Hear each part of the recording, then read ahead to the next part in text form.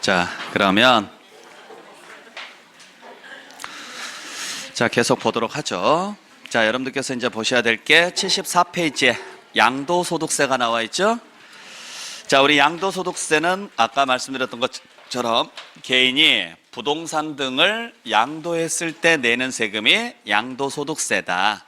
자, 그때 첫 번째 양도소득세가 과세될 수 있는 물건에는 뭐가 있느냐라는 이야기인데, 현행 양도소득세 과세 대상 물건은 열거돼 있습니다. 소득세법상 열거된 것만 되어 있어요. 그래서 여러분들 교재에 나와 있는 것처럼 총 6개 파트로 열거돼 있죠. 반드시 암기하셔야 돼요, 과세 대상을. 그래서 열거된 것만 과세를 하고, 그 물건을 판단할 때는 무슨 현황에 의해서 판단하느냐면 사실상 현황에 의해서 판단해요. 74페이지에 아셨죠?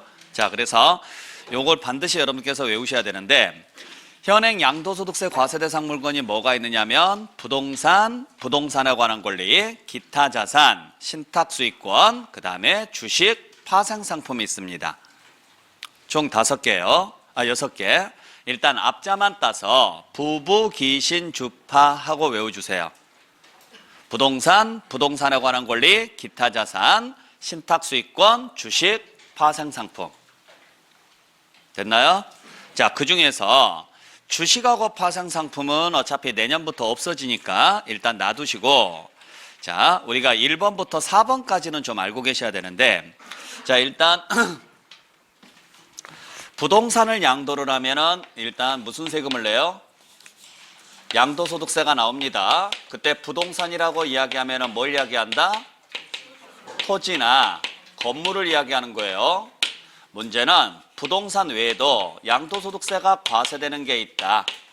그 중에 하나가 부동산에 관한 권리가 있는데, 요 부동산에 관한 권리는 크게 두 종류로 나눠요. 하나는 부동산을 뭐 할 수 있는 권리? 이용할 수 있는 권리가 있고, 또 하나는 부동산을 취득할 수 있는 권리가 있어요. 그리고 다시 부동산을 이용할 수 있는 권리에는 지상권, 전세권, 그 다음에 등기된 부동산 임차권이 있죠. 등기된 부동산 임차권이 있고, 부동산을 취득할 수 있는 권리가 아파트 당첨권이라든지 또는 분양권이라든지 입주권이라든지 이러한 것들이 들어갑니다. 그 다음에 세 번째, 기타 자산이라고 해서 부동산 및 부동산에 관한 권리는 아니지만 양도소득세가 과세되는 게 있더라. 그 중에 하나가 특정시설물 이용 회원권이 있습니다. 특정시설물 이용 회원권이 있는데, 다른 말로 해서 다른 말로 해서 배타적인 권리다, 이렇게도 표현을 해요. 그러니까 시험지에 나왔을 때 회원권이라고 나올 수도 있고, 배타적인 권리다 이렇게 나올 수도 있고, 그냥 회원제 회원권이라고 생각하시면 돼요. 그 다음에 토지 건물과 함께 양도하는 영업권이나 이축권이 있습니다. 영업권이나 이축권이 있고, 그 외에 이제 특정 주식들이 있어요. 부동산 관련 특정 주식이 있고, 그 다음에 신탁수익권이 있고, 주식이 있고, 파생상품이 있어요. 아시겠죠? 자, 그래서 일단은 기본적인 타이틀은 정확히 외우세요. 부부, 기신, 주파, 부동산, 부동산에 관한 권리, 기타 자산, 신탁수익권, 주식, 파생상품 하고 여러분들께서 꼭 외워주시고, 이 중에서 기타 자산까지는 정확히 외우셔야 돼요, 항목을.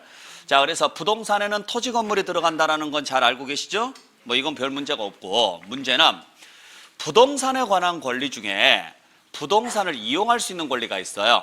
거기에는 지상권하고 전세권하고 등기된 부동산 임차권이 있는데, 첫 번째 주의하셔야 될 거, 지상권, 전세권은 양도소득세에서 과세가 되는데, 이 두 개의 공통점이 뭐예요?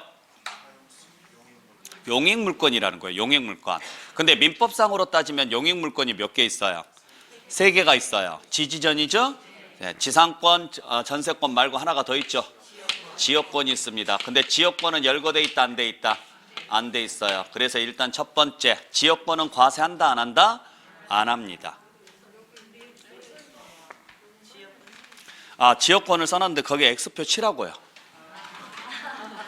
죄송합니다. 그 지역권을 X표 치라고 지금 넣어놨는데 제가 그걸 지금 실수를 좀 했네요. 그러니까 지역권은 X표를 치셔야 돼요. 그러니까 지역권은 들어간다, 안 들어간다? 안 들어간다고요. 아시겠죠? 죄송합니다. 오해 살만한 행동을 했어요. 네. 자, 그래서 지역권은 양도소득세에서 과세된다, 안 된다? 안 된다. 꼭 기억을 좀 해주시고, 두 번째는 자 채권 중에서 부동산 임차권이 양도소득세에서 과세되는 경우가 있어요. 근데 양도소득세는 물건을 팔았을 때 내는 세금이에요. 물건을. 근데 지상권하고 전세권은요, 물건이죠. 물건이니까 양도소득세에서 과세된다, 안 된다? 자, 물건이니까 물건 취급이 되잖아요. 그래서 이건 물건의 양도로 봐서 양도소득세에서 과세가 되는데 지역권은 제외하고, 문제는 부동산 임차권은 채권이라는 거예요. 채권은 물건에 대한 권리가 아니죠. 사람에 대한 권리예요. 그래서 원래 양도소득세에서 과세가 안 돼요. 근데 채권이 물건화가 될 수 있는 방법이 딱 하나 있죠. 뭐 하면 돼요? 그렇죠. 그래서 부동산 임차권 앞에는 반드시 등기라는 단서가 꼭 붙어주셔야 돼요. 그래야 부동산 임차권을 등기를 해야 뭐가 되느냐면 전세권하고 동일하게 돼요. 전세권하고. 그래서 전세권하고 동일하게 봐서 양도소득세에서 과세가 됩니다. 잘 기억하셔야 됩니다. 자, 그러면 여기서 하나 주의하셔야 될 게 있어요. 부동산 임차권이 과세가 되려면 반드시 앞에 무슨 글자가 붙어야 된다? 등기된이라는 단서가 붙어야 됩니다. 근데 지상권, 전세권 앞에는 등기자가 있다, 없다? 없어요. 왜 없다? 뭐라고요? 그래요. 없는 이유가 물건이니까 없는 게 아니에요.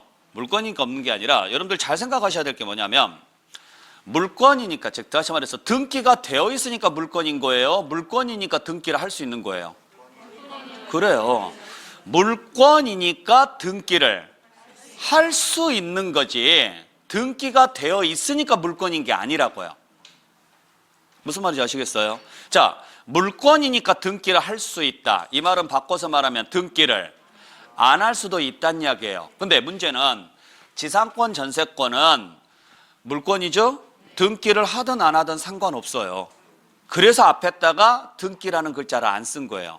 그러니까 등기라는 글자를 안 쓴 이유가 등기가 되어 있어서 안 쓴 게 아니라 등기든 미등기든 관계없이 과세가 되니까 안 쓴 거라고요. 왜냐하면 등기를 하든 안 하든 지상권, 전세권은요, 무조건 물건입니다. 등기 안 했다고 해서 채권으로 바뀌거나 그러지는 않아요. 원래 태생이 물건이니까. 아셨어요? 그러면 민법에서는 반드시 등기하라고 배우죠? 등기를 하는 이유가 뭐예요? 그래요. 대항력 때문에 그래요. 대항력. 그러니까 민법은 여러분들의 권리를 보호하기 위해서 가르치는 과목이거든요. 그러면 누군가와 싸웠을 때 이기려면 무기가 있어야 돼요, 없어야 돼요? 있어야 돼요. 그래서 민법에서는 대항력을 갖추세요. 갖춰야지만 나중에 누군가와 싸웠을 때 이길 수 있습니다. 그래서 반드시 등기를 하라고 알려주지만, 세법은 오직 세금을 걷는 게 목적이죠. 그러니까 여러분들한테 대항력이 있든 없든 관심이 없다고요. 그건 당신들 알아서 하세요. 세법은 당신들이 거래한 것 자체가 물건이면 과세해버리겠습니다, 이렇게 가요. 자, 참고로 여기에 나와 있는 모든 물건들 중에서 등기가 가능한 물건은 딱 5개뿐이에요. 토지 건물하고 지상권, 전세권하고 부동산 임차권이에요. 그 다음부터는 전부 다 뭐가 안 돼요? 등기 자체가 불가능하다고. 등기 자체가. 그래서 여기서부터는 등기라는 말이 안 나오는 이유가 등기, 미등기에 관계없이 과세되는 게 아니라 여기는 애초부터 등기 자체가 뭐가 되는 것들이고 불가능한 것들, 즉 할 수 없는 것들이고, 근데 여기는 등기가 가능하거든요. 근데 토지 건물 앞에 등기자 있어요, 없어요? 없어요. 지상권, 전세권 앞에 등기자 없죠. 부동산 임차권 앞에 등기자 없죠. 등기자 있죠? 네. 등기가 되는 물건은 등기를 했으면 등기를 했다라고 하셔야 되고요. 등기를 안 했으면 안 했다고 해야 돼요. 이렇게 표현을 해줘야 되는데 아무런 표현이 없다? 그 말은 무슨 말이냐면 등기 하든 안 하든 전부 다 무슨 소득으로 본다는 이야기냐면 양도소득으로 보기 때문에 그래요. 단 부동산 임차권은 성질이 바뀌어요. 원래는 채권인데 등기를 하면 물권으로 바뀌죠. 그래서 등기가 됐을 때만 물건의 양도로 봐서 양도소득세에서 과세가 되고, 등기를 안 하면 단순 채권 양도로 봐서 양도소득세에서 과세 안 합니다. 꼭 기억하셔야 돼요. 자, 그래서 부동산 임차권이 등기될 때는 양도소득세에서 과세가 되지만 등기를 하지 않으면 원래는 무슨 소득이다? 기타 소득이다. 양도소득세에서 과세 안 된다. 그래서 이게 물권화가 됐을 때만 양도소득세에서 과세되므로 반드시 앞에는 무슨 자가 붙어야 된다? 등기자가 붙어야 된다. 지상권, 전세권이나 토지 건물은 등기 여부에 관계없이 무조건 양도소득세에서 과세된다. 이렇게 보셔야 된다고요. 참고로 여기만, 요걸 우리가 나중에 뭐라고 하느냐, 미등기라 그래요. 여기를. 그러니까 여러분들 미등기라는 말이 무슨 말인지 아시겠죠? 미등기가 뭐예요? 등기를 할 수 있는데 안 하는 게 미등기라고요. 그래서 미등기가 되면은 뭐 장기보유 특별공제나 기본공제나 비과세 등의 혜택을 못 받아요. 그게 여기서만 나오는 이야기예요. 여기서만. 정확하게 구분해 주셔야 돼요. 아셨죠?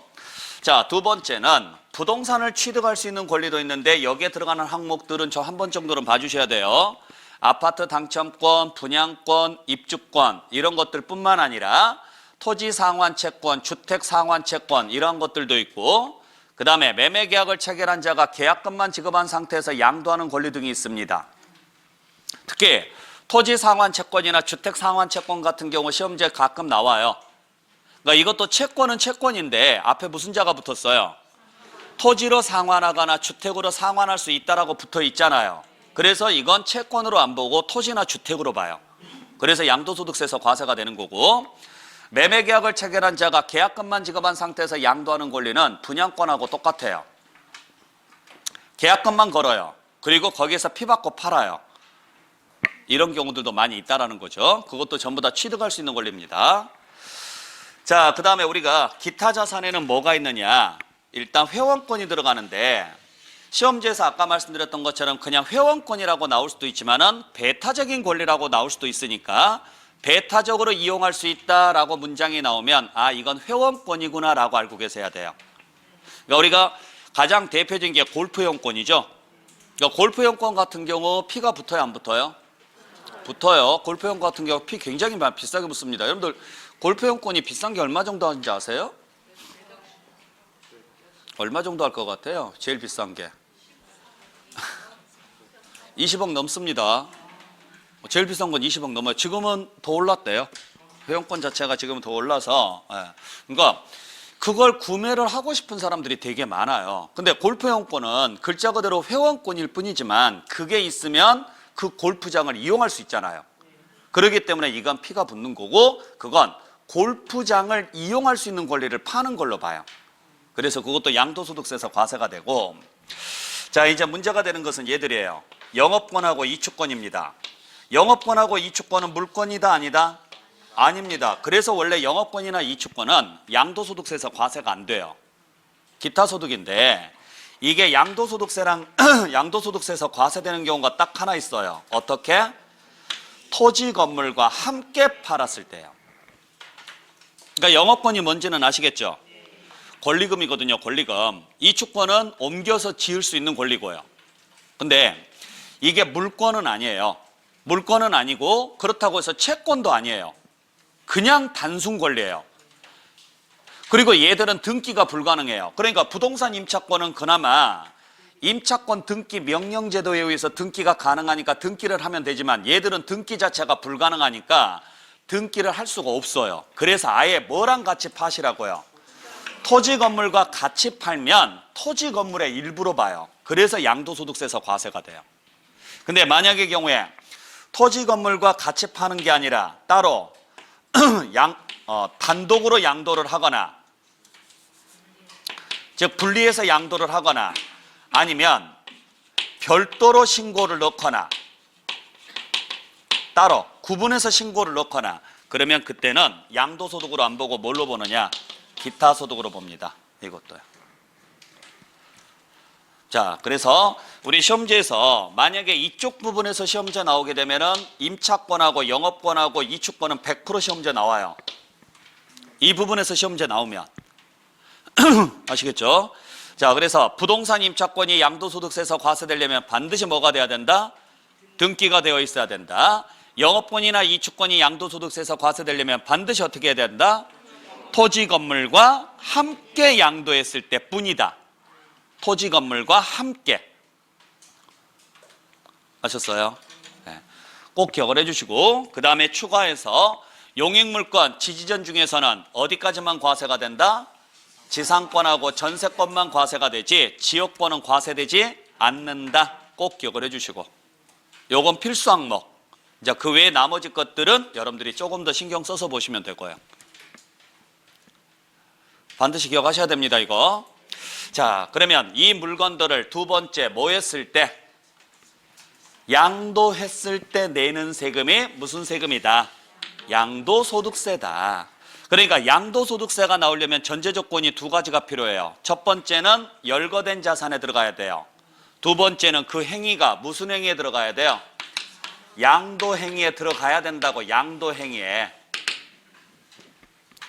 그러니까 물건도 충족을 해야 되고 행위도 충족을 해야 되고, 물건은 부부귀신 주파의 요건에 들어가야 되고 행위는 양도의 요건에 들어가야 된다고요. 그때 양도란 무엇을 이야기하느냐면, 양도란 소유권이 이전되는 형태로서 반드시 유상으로 사실상 이전되는 것만 양도라고 합니다.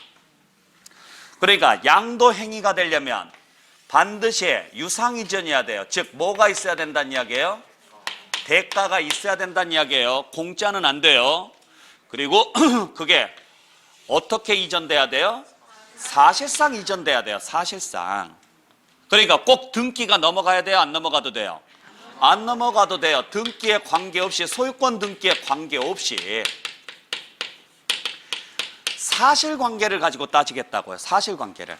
그러니까 실제로 거래가 있었습니까 없었습니까를 따지는 거지 다른 걸 보는 게 아니라고요.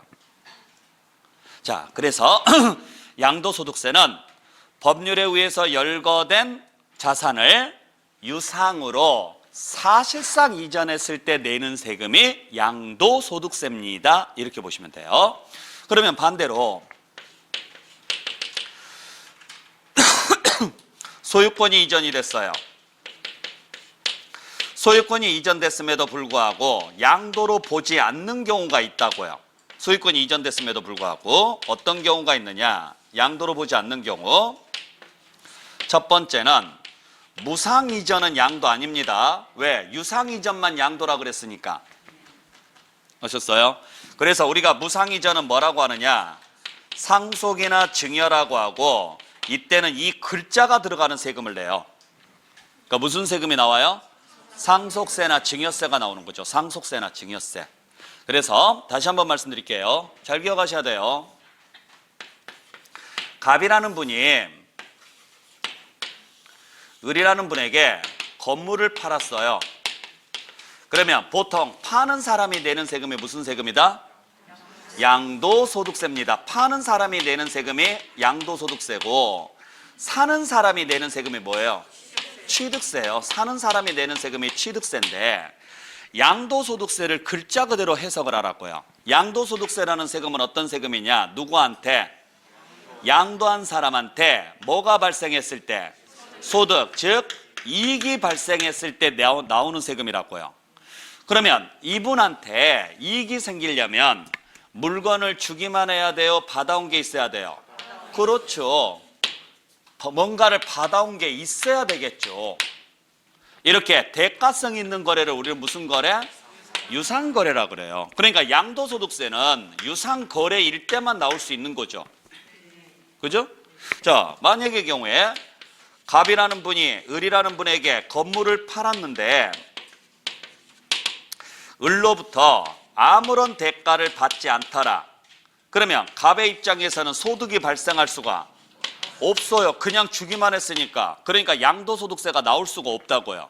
이런 거래를 무슨 거래라 그래요? 무상거래라고 하죠. 무상거래. 대신 을은 받았으니까 무슨 세금을 내야 돼요? 취득세를 내야 되고, 이 거래를 통해서 누가 이득을 봤어요? 그렇죠. 을이 이득을 봤죠. 그러니까 을이 뭘 내야 돼요? 소득세를 내야 돼요. 을이 내는 소득세를 상속세나 증여세라고 한다고요. 을이 내는 세금을, 이때 내는 소득세를. 그러니까 원래 상속세, 증여세의 정식 명칭이 뭐냐면 양수소득세예요. 양수소득세를 줄여서 뭐라고 하는 거예요? 상속세, 증여세라고 하는 거예요. 상속세, 증여세.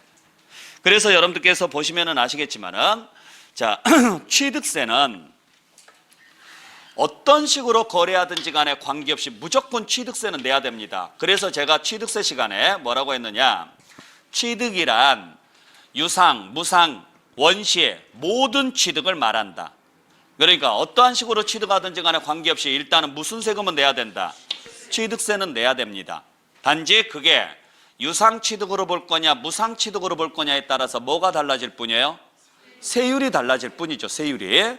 그리고 그 결과에 따라서 양도자한테 이익이 생기면 무슨 세금이 나오는 거고, 양도소득세가 나오는 거고, 반대로 취득자한테 이익이 생기면 상속세나 증여세가 나오는 거라고요. 상속세나 증여세가.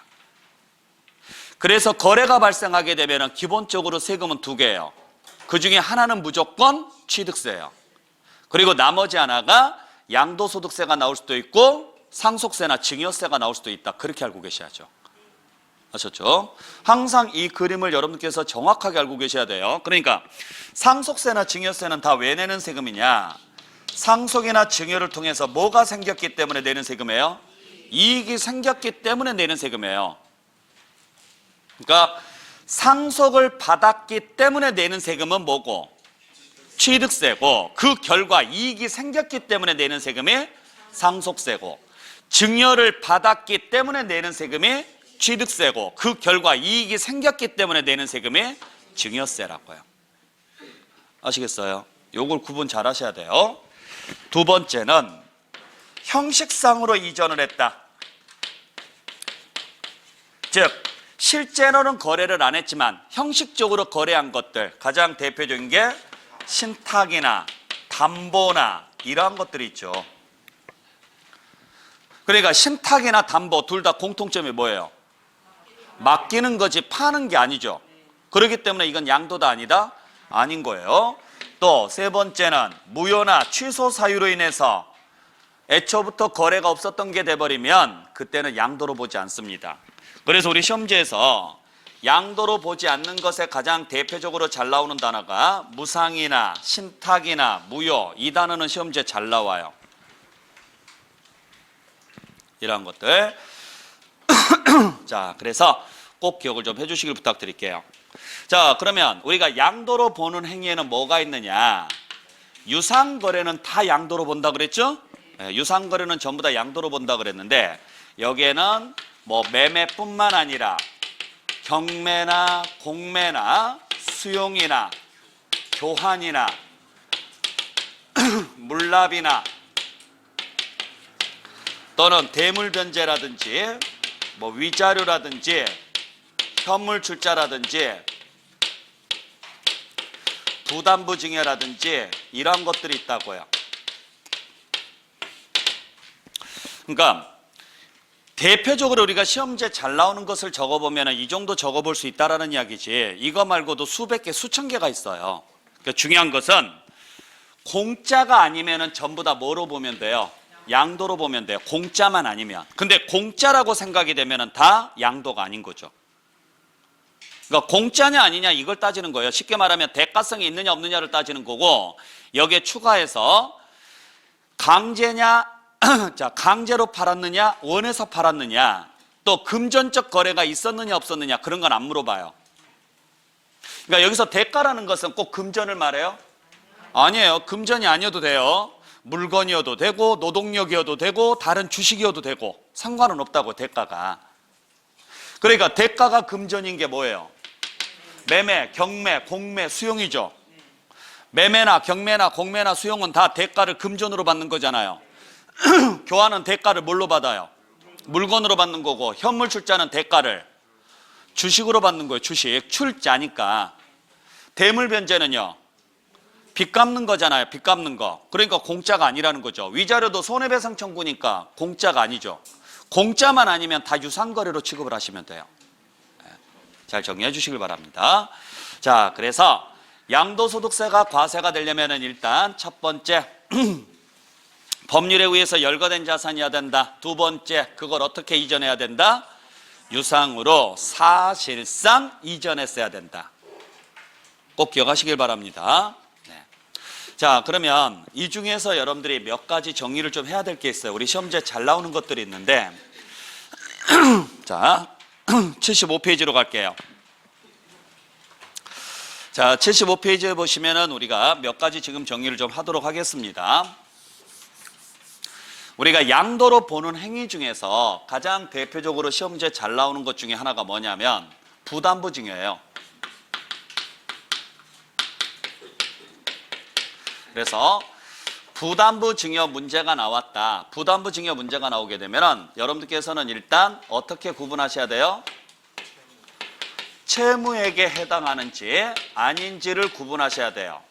그래서 채무에게 해당하는 부분은 글자 그대로 해석하세요. 채무니까 갚아야 돼, 안 갚아야 돼요? 갚아야 되죠. 그래서 공짜가 아니다. 얘는 무슨 거래다? 유상거래다. 유상거래니까 양도다, 아니다? 양도 맞다고요. 대신 채무를 제외한 나머지는 증여로 갑니다. 증여로 가서 이건 양도다, 아니다? 양도 아니라고요. 이렇게 보시라고요. 그러니까 부담부 증여가 뭔지는 아시겠죠? 조건부 증여예요. 조건부 증여. 즉 다시 말해서 무엇을 했는데? 증여를 했는데 그냥 증여를 하는 게 아니라 부담을 붙인 증여다. 즉 채무까지 인수하는 증여를 무슨 증여라고 한다? 부담부 증여라고 해요. 그러니까 대출 안고 증여를 받거나 전세 안고 증여를 받거나 이러한 것들이 부담부 증여죠. 그러니까 본계약 자체는 무슨 계약을 체결하는 거예요? 증여계약을 체결합니다. 자, 그러다 보니까 일단 거래 자체는 증여자와 수증자 사이의 거래가 돼요. 거래 자체는. 그래서 증여자가 수증자에게 무슨 증여를 했다면? 부담부 증여를 했다면 수증자 입장에서 바라보시면 돼요. 수증자 입장에서 그 증여된 금액 중에서 증여자의 채무를 인수한 게 있을 것이다. 그러면 그 채무 부분은 수증자 입장에서는 갚아야 된다, 안 갚아야 된다? 갚아야 된다고요. 그러니까 공짜다, 아니다? 공짜가 아니라고요. 그래서 이건 유상거래로 보시고 채무를 제외한 나머지는 공짜로 받은 거 맞죠? 그러니까 여기에 대해서는 뭘로 보시고요? 증여로 보시라는 이야기죠. 증여로. 이건. 그리고 유상으로 보는 부분은 당연히 주는 쪽에서 뭐 한 걸로 봐서? 양도한 걸로 봐서 양도소득세를 내는 거고 받는 쪽에서는요, 취득세를 내셔야 돼요. 취득세를. 대신 증여 부분은요, 주는 쪽에서는 세금 낼 거 없죠? 일단 받는 쪽에서 무슨 세금은 내셔야 되고 취득세는 내셔야 되고 그 자체가 이득이니까 증여세까지 나온다는 이야기죠. 그래서 어찌됐든지 간에 무슨 세금은 무조건 내야 돼요? 취득세는 무조건 내야 돼요. 단지 그게 유상 취득으로 볼 거냐 아니면 증여 취득으로 볼 거냐 이 문제가 달라질 뿐이죠. 여기에 따라서 뭐가 달라져요? 세율이 달라지죠. 그래서 유상 취득으로 보면 취득세 표준세율이 몇 프로? 취득세 표준세율 몇 프로? 4%.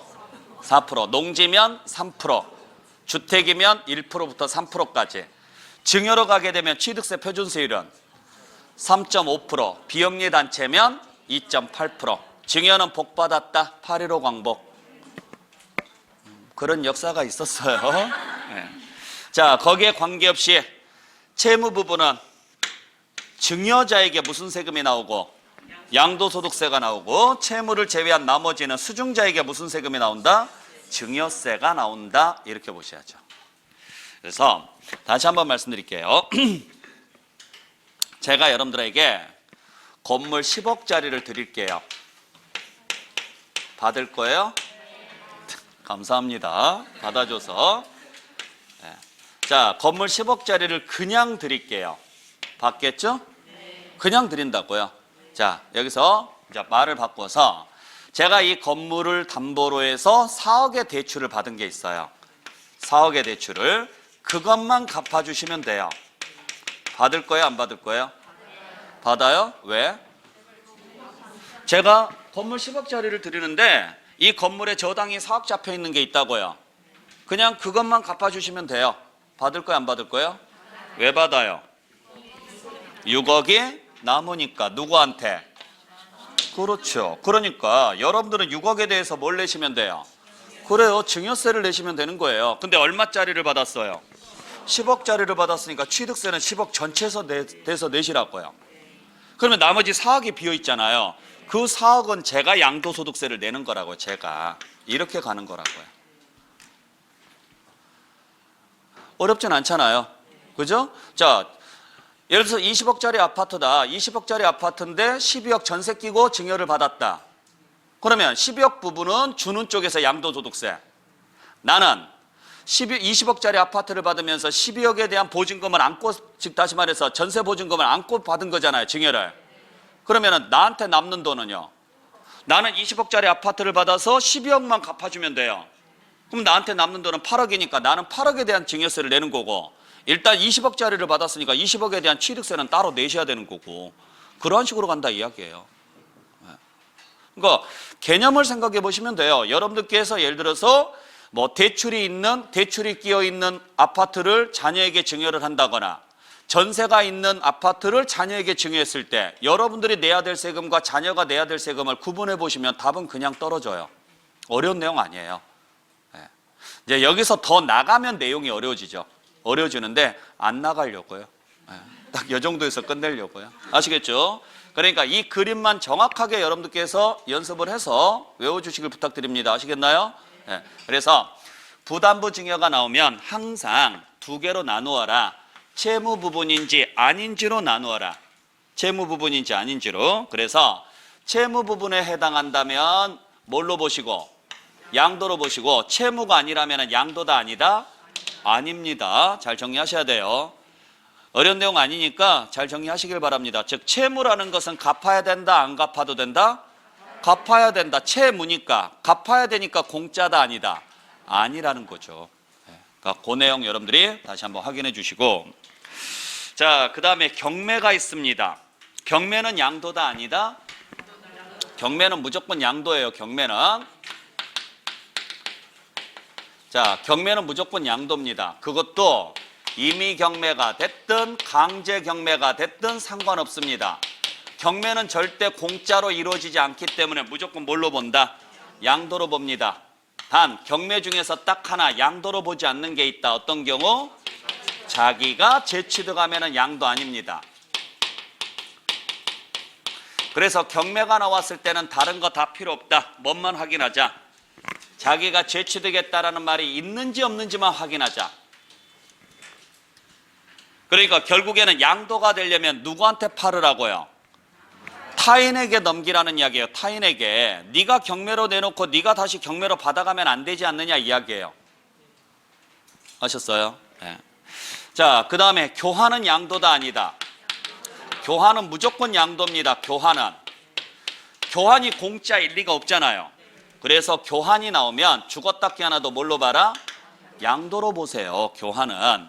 단 교환 중에서 딱 하나 양도로 보지 않는 게 있다. 어떤 경우냐면 토지의 경계를 합리적으로 바꾸기 위해서, 토지의 경계를 바꾸기 위해서 교환하는 경우가 있어요. 이건 양도로 보지 않아요. 이건 토지 정리의 일환으로 봐요. 그래서 경계를 바꾸기 위해서 교환을 했다? 그때는 양도다 아니다? 아니다. 즉 토지가 이렇게 있는데 지적도를 띄워보니까 경계가 이러한 식으로 되어 있어요. 경계가. 근데 이쪽 땅이 갑의 땅이고 이쪽 땅이 을의 땅입니다. 여러분도 그 측량 같은 거 해보셨어요?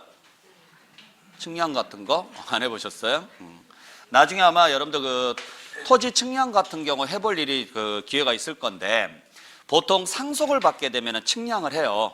왜냐하면 그동안에는 그냥 뭐 부모님이 계셨기 때문에 그런가 보다 하고 넘어가는데, 보통 시골 같은데 이제 이렇게 상속을 받았을 때, 근데 이제 돌아가시고 나면 진짜 이 땅이 내 땅이 맞나? 어디까지가 경계인가 모를 때가 있어요.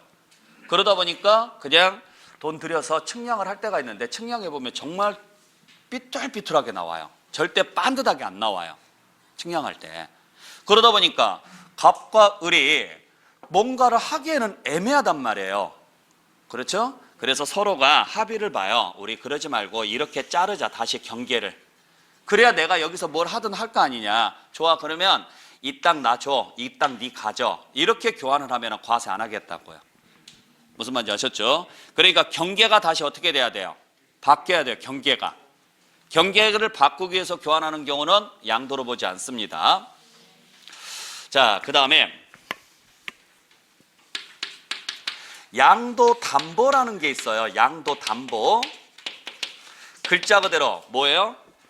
담보예요. 담보. 담보는 양도다 아니다?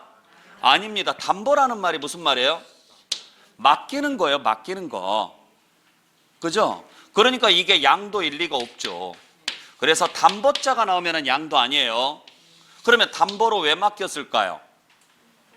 그렇죠. 돈 빌리려고 맡겼겠죠. 여러분들 양도담보는 그냥 쉽게 생각하면 전당포하고 똑같아요. 내가 전당포에 카메라를 맡깁니다. 그러면 모르는 사람이 봤을 때는 뭐 한 것처럼 보여요? 자, 여러분들이 전당포로 가서 카메라를 맡기고 돈을 받죠? 그러면 지나가는 사람이 봤을 때는 뭐 한 것처럼 보여요? 그래요. 중고거래를 하는 것처럼 보인다고요. 카메라를 팔고 돈을 받은 것처럼 보인다고요. 세무서도 그렇게 봐요. 양도담보는 등기가 넘어갈까요? 안 넘어갈까요? 넘어가요. 여러분들 민법 시간에 아마 배우셨을 건데?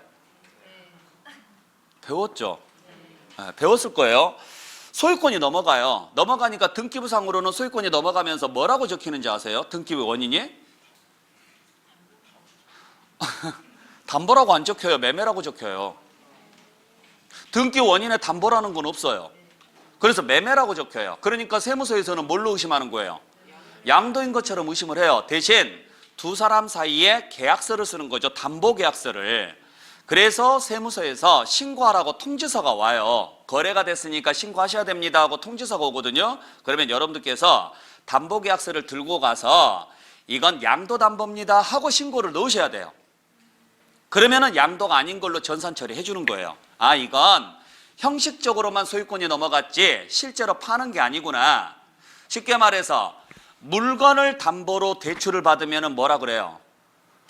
그걸 저당권이라 그래요. 저당이라 그래요. 물건을 담보로 해서 대출을 받는 걸.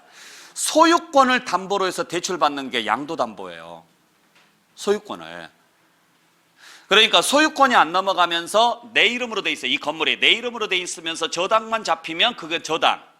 아예 소유권을 넘깁니다. 소유권 자체는. 대신 물건은 안 넘겨요. 내가 가지고 있어요. 그러면서 대출을 받는 걸 양도담보라 그래요. 아셨어요? 그러니까 형식적으로는 소유권이 넘어갔기 때문에 양도인 것처럼 보이지만 만약에 담보 신고가 들어왔으면 양도다 아니다? 아니라는 거죠. 그러면 담보로 맡긴 이유는 돈을 빌렸을 거라는 이야기인데 그 돈을 갚으면은 다시 소유권만 넘겨받으면 돼요. 애초에 물건을 안 넘겼으니까. 근데 만약에 돈을 못 갚으면 나는 여기서 쫓겨나요. 이제 이 물건도 넘어가요. 그러니까 양도담보는 쉽게 말하면 가등기하고 똑같은 거예요. 나중에 가서 본등기를 할 수가 있다고요. 아셨죠? 그래서 양도담보까지는 양도가 아니지만 뒤에 단서가 붙습니다. 무슨 단서가 붙느냐?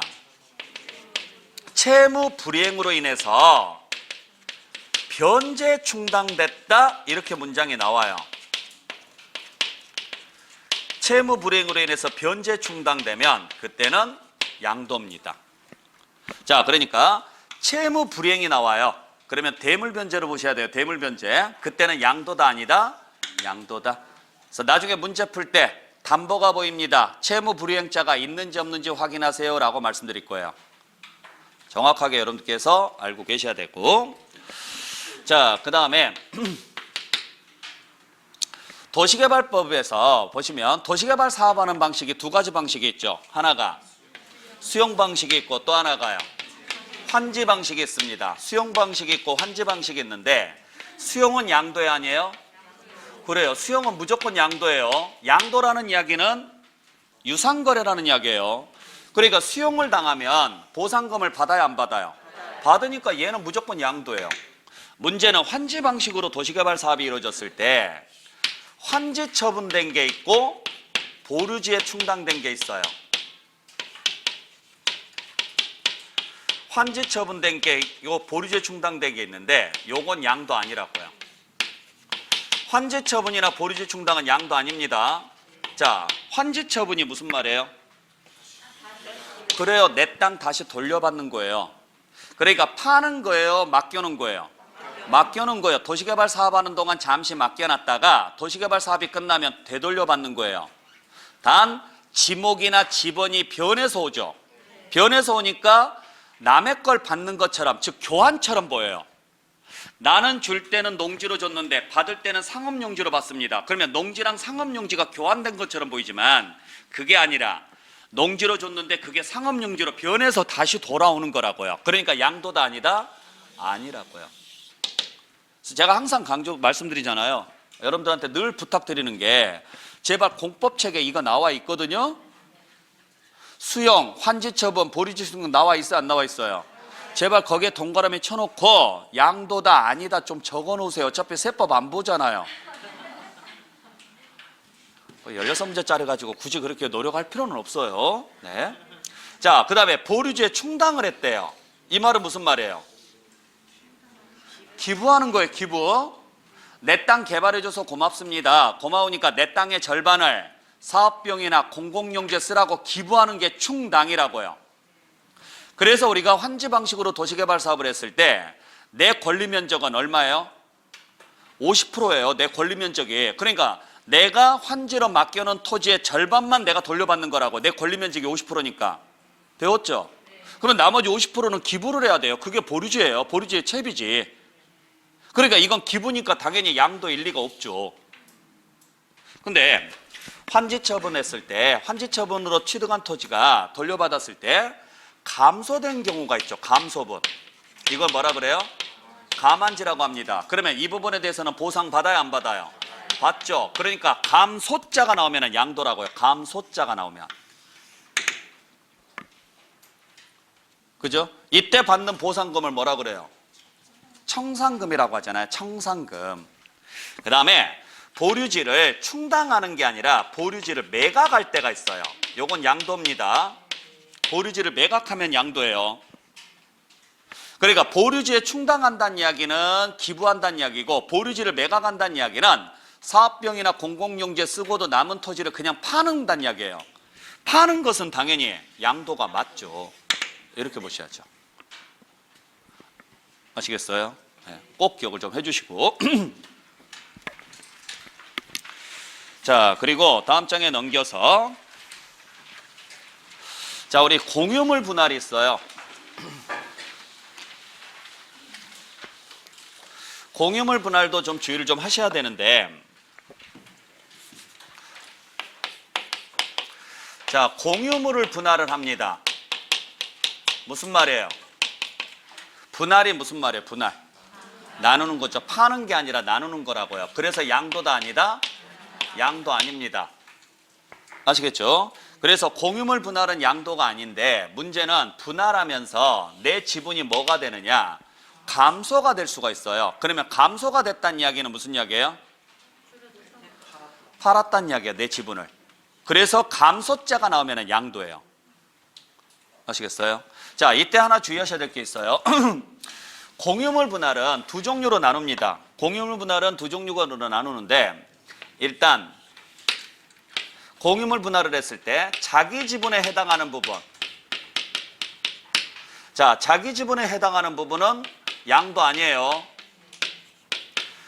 그러니까 자기 지분에 해당한다는 이야기는 내 지분만 가져왔다는 소리예요. 내가 내 지분만 가져왔으니까 누가 누구한테 파는 거예요? 내가 나한테 파는 거라고요. 그러니까 이건 양도일 리가 없죠? 대신 취득세는 내야 돼, 안 내야 돼요? 내야 돼요. 취득세는 무조건 내셔야 돼요. 왜? 등기를 가져와야 되니까, 등기를 다시 해야 되니까. 그래서 무슨 세율? 표준세율로 내되, 누구 걸 가져왔어요? 내 걸 가져왔으니까 기준세율을 뺀 세율로 내라고요. 아셨나요? 근데 지분 변동이 생겨요. 지분이 변동을 합니다. 그랬더니 초과분이 생겼어요. 초과분은 양도다, 취득이다 아니다. 이건 취득이라고요. 그죠? 새로운 게 생겼으니까. 그리고 등기부에 표시해야 되니까 무슨 세율? 표준세율 그대로 내요. 근데 감소분이 생겼어요. 양도다 아니다. 그렇죠. 얘는 양도라고 얘는. 그러니까 분할만 나오면은 양도다 아니다? 양도가 아니지만 무슨 자가 나왔을 때? 감소자가 나와야 양도인 거예요. 감소자가 나와야. 근데 취득세는요. 취득세는 초과자가 나와도 취득, 초과자가 안 나와도 취득이라고요. 취득세는 두 개 다 낸다고요. 구분 잘 해주셔야 돼요. 그 표로 지금 정리해놨죠? 네. 자, 그래서 다시 한번 말씀드릴게요. 보세요. 건물이 있는데 이 건물의 소유자를 봤더니 갑과 을의 공동 소유예요. 지분은 50대 50이에요. 근데 이걸 분할하기로 했어요. 분할하기로 했는데 그때 갑이 60%를 가져가고 을이 40%를 가져갈 거예요. 분할하면서. 그러면 분할을 했으니까 등기를 해야 돼, 안 해야 돼요? 해야 되는데 요 60%를 분석을 해보니까 원래 자기 지분 몇 프로에? 50%에 초과분 몇 프로? 10%가 있었다라는 거죠. 그 다음에 요 40%를 분석을 해보니까 자기 지분 몇 프로? 40%에 지금 40%만 가져왔으니까 이것만 분석하는 거 이거. 그러면 이 40% 안에는 남의 지분이 있다 없다? 없다. 다 내 지분이다. 왜? 이 중에서 40%만 들어왔으니까 이 중에서 지금 이렇게 가는 거고 그러면 40% 전체가 내 지분 맞죠? 그리고 원래는 몇 프로였는데 50%였는데 감소분이 10%가 있었던 거라고요. 이런 구조가 되죠. 그러면 갑은 몇 프로를 등기할 거예요? 그러면 얘도 등기를 해야 되고 얘도 등기를 한다는 소리잖아요. 그러니까 둘 다 무슨 세금 내라고요? 다 취득세를 내고 무슨 세율로 내라고요? 표준세율로 내는데 50%는 내 거니까 새로운 취득이 아니다. 그래서 기준세율을 빼는 거고 그 다음에 10%는 새로운 취득이니까 기준세율 빼지 말고. 자, 그 다음에 을은 몇 프로를 등기할 거예요? 그러면 그 40%만 등기하면 되니까 여기만 취득세를 내면 되네요. 등기할 내용이 40%니까 그것도 등기부에 표시해야 되니까 표준세율인데 다 내 거였죠. 그러니까 기준세율을 뺀 만큼만 내라고요. 그러면 문제는 요 10%가 문제라고요. 그러면 요 10%는 어떻게 할 것이냐 이 문제가 생기는데 요 10%가 어디로 간 거예요? 그래요. 요 10%가 얘한테 간 거잖아요. 그러니까 요건 무슨 세금을 내라고요? 요건 양도소득세를 내라는 이야기야. 물론 유상거래라는 전제하에서. 그러니까 지금 보시면은 아시겠지만 양도소득세가 나올 수 있는 경우는 딱 하나밖에 없어요. 이 글자가 들어간 것만 나올 수밖에 없다고요. 이거 외에는 양도소득세가 나올 수가 없어요. 절대로.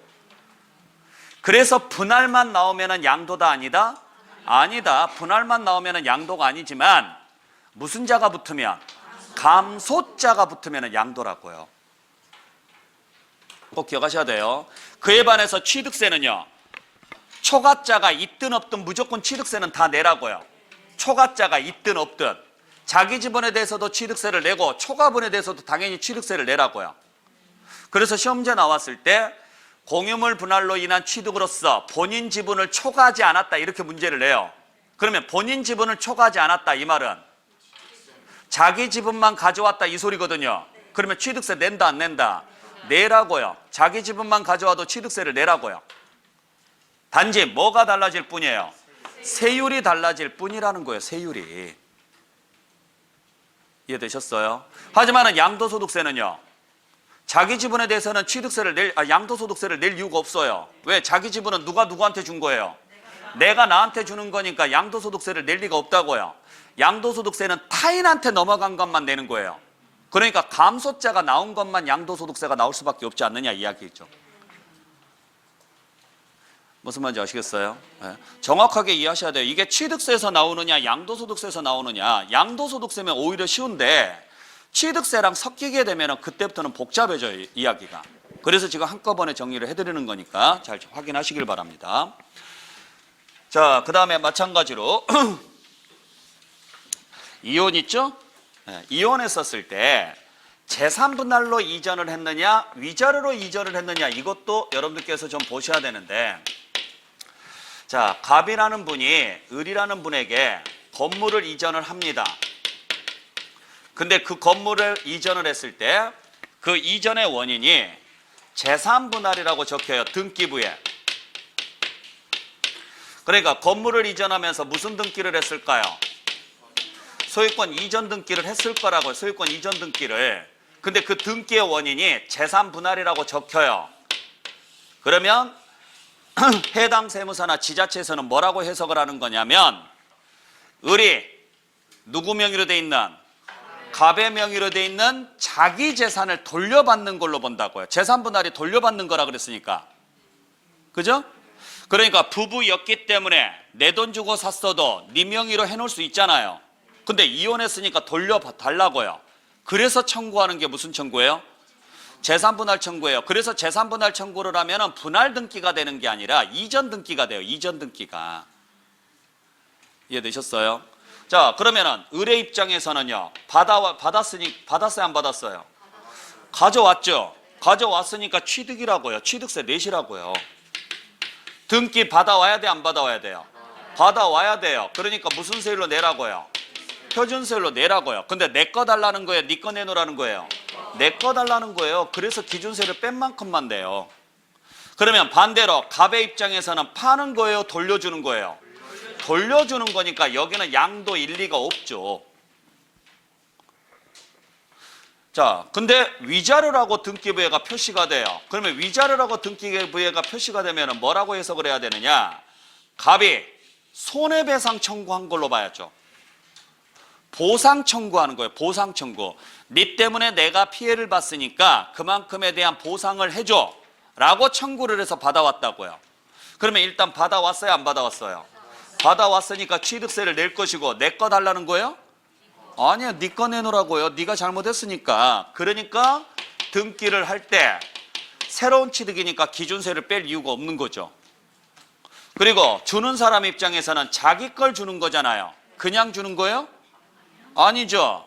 이혼의 원인의 책임이 본인한테 있다고 생각을 하고 그에 대한 책임적으로 주는 거잖아요. 그러니까 이건 대가성이 있는 것으로 봐서 양도로 봐야죠. 그러니까 양도소득세는 뭐에 대해서만 나오는 거예요? 위자료에 대해서만 나오는데 취득세는 전체 다 내요. 그러니까 지금 취득세 범위가 훨씬 넓다고요. 취득세 범위가. 아시겠어요? 그러니까 시험지에 나왔을 때, 자, 재산분할에 대해서는 과세하지 않지만 위자료에 대해서는 과세한다, 이렇게 문제가 나와요. 그게 취득세에서 나오면 틀린 문장이에요. 양도소득세에서 나오면 맞는 문장이고. 그러니까 이제 한 곳에서만 보지 마시고 양쪽을 동시에 보시라고, 양쪽을. 이해하시겠어요? 네. 그걸 정확하게 여러분들께서 알고 계셔야 됩니다. 자, 그 다음에 거래 당사자가 배우자나 직계준비속일 때가 있어요. 거래 당사자가. 네. 그래서 갑이라는 분이 을이라는 분에게 건물을 팔았는데 유상거래로 판 거예요. 매매 등으로. 근데 이 둘 관계가 무슨 관계냐? 배우자나 직계존비속이에요. 배우자나. 그러면 세법에서는 비록 무슨 거래를 했음에도 불구하고 유상거래를 했음에도 불구하고 안 믿어요. 증여로 의심을 해버립니다. 이걸. 우리나라 특성상 배우자나 직계준비속 간 거래는 유상거래가 없는 걸로 봐요. 근데 신고가 유상으로 신고가 들어왔어요. 매매로. 근데 거래 당사자를 봤더니 배우자나 직계준비속이에요. 그러면 안 믿어요. 안 믿고 원래는 뭐였을 것이다? 증여였을 건데 일부러 세금 적게 내려고 매매 신고한 거 아니냐라고 의심을 해요. 그래서 일단은 뭘로 의심해요? 증여로 의심합니다. 증여로 의심하니까 양도자는 세금 낼 게 없죠. 반대로 받은 사람은 뭘 내야 돼요? 취득세를 내고 증여세도 내야죠. 이렇게 낸다고요, 세금을. 그리고 이때 취득세는 무슨 취득으로 봐서? 증여 취득으로 봐서 취득세를 낸다고요. 비록 유상거래여도. 그러면 이걸 의심을 안 받으려면 어떻게 해야 돼요? 자, 증여로 의심을 받는 거예요. 근데 의심을 안 받으려면 뭘 해야 돼요? 그렇죠. 그래서 자, 유상거래로 인정을 해주는 경우가 있더라. 유상거래로 인정을 받을 수가 있다. 그러면 유상거래로 인정을 받으려면 뭘 해야 되느냐면 대가를 입증하라고요. 누가? 받은 사람이 내 능력으로 대가를 지불하고 받아왔어. 그러니까 의심하지 마라고 입증하라고요. 그러면은 그때는 뭘로 인정해줘요?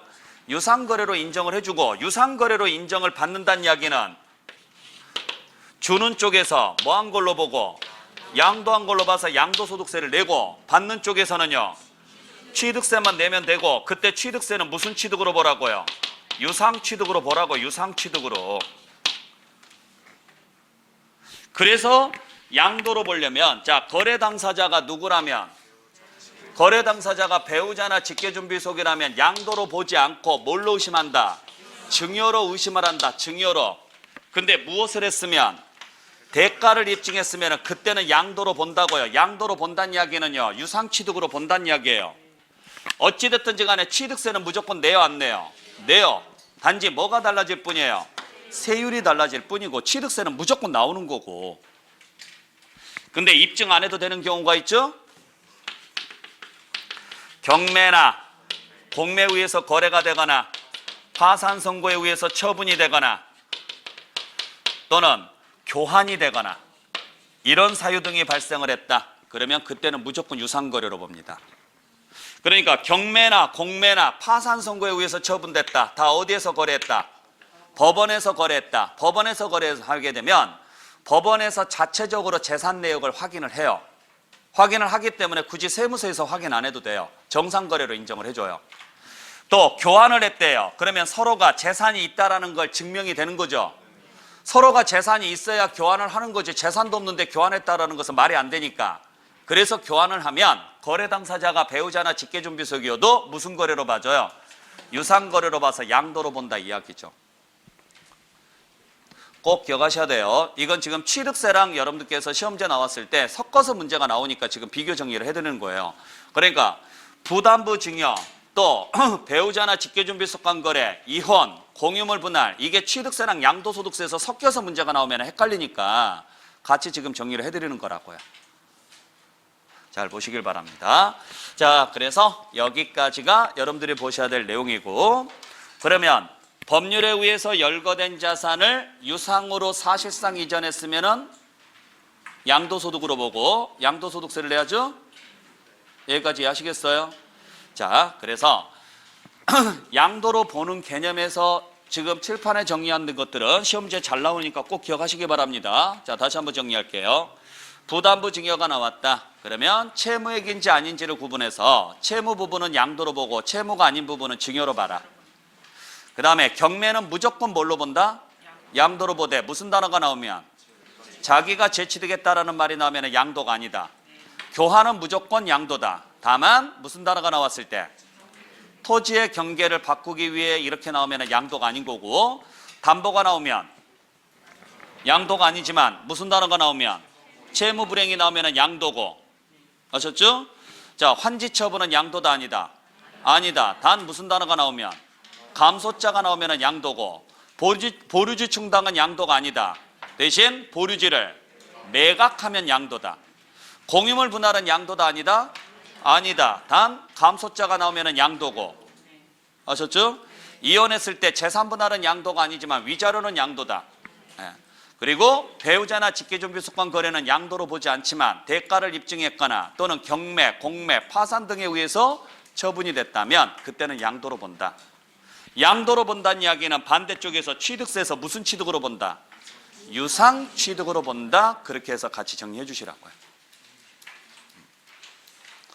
그러니까 이걸 외워가지고 풀 수 있는 게 아니라 이해를 하셔야 돼요. 외우는 것보다는 이해를 하시는 게 훨씬 좋아요. 왜 이게 양도가 되며 왜 이게 양도가 아닌지를. 그러려면 가장 기본적으로 대가성이 있었는지 없었는지 그 개념을 정확하게 알고 계신다 그러면 굳이 외우지 않아도 돼요. 나중에 문제 풀 때는 여기에 있는 단서들 가지고 문제를 다 풀어낼 겁니다. 자, 그러면 여기까지 하고 잠시 쉬었다가 한 30분만 더 할게요. 네, 자, 잠시 쉬었다가 하겠습니다.